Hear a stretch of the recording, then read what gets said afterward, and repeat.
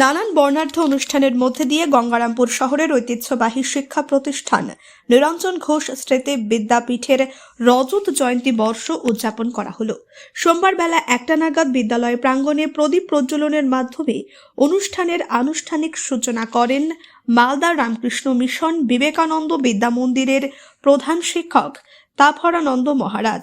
এই বিশেষ অনুষ্ঠানে উপস্থিত ছিলেন জেলা পরিষদের সদস্য মৃণাল সরকার, বঙ্গরত্ন পুরস্কার প্রাপ্ত বিশিষ্ট সাহিত্যিক সুকুমার সরকার, বিদ্যালয় পরিচালন সমিতির সভাপতি নন্দদুলাল চৌধুরী এবং নিরঞ্জন ঘোষ স্মৃতি বিদ্যাপীঠের প্রধান শিক্ষক জ্যোতির্ময় রায় সহ একাধিক বিশিষ্ট অতিথি।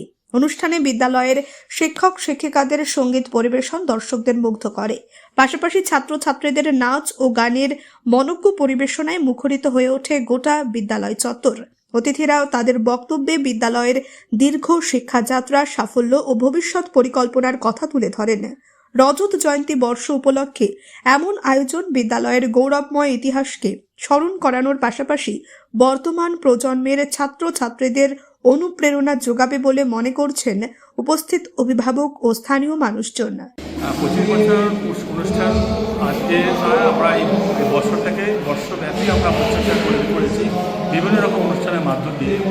বর্ণাঢ্য শোভাযাত্রা থেকে শুরু করে আমরা বিভিন্ন মহাপুরুষদেরকে শ্রদ্ধা জানিয়ে এবং আমাদের খেলাধুলা থেকে শুরু করে আমরা রক্তদান শিবির থেকে শুরু করে এই ধরনের নানান বর্ষব্যাপী আমরা অনুষ্ঠান করেছি। ওয়েবসাইট দিয়ে আমরা শেষ করেছি এবং স্মরণিকা প্রকাশ দিয়ে আমরা শেষ করব।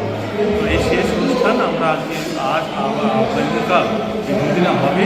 এই দুদিনে আমাদের যে মূলত যে বিষয়গুলোর উপর হাইলাইট করে দেওয়া হয়েছে, যারা প্রথমত ম্যাগাজিন উদ্বোধন হবে, দ্বিতীয়ত হচ্ছে আমাদের যারা কৃতিমান ছাত্রছাত্রী তাদেরকে আমরা সংবর্ধিত করব।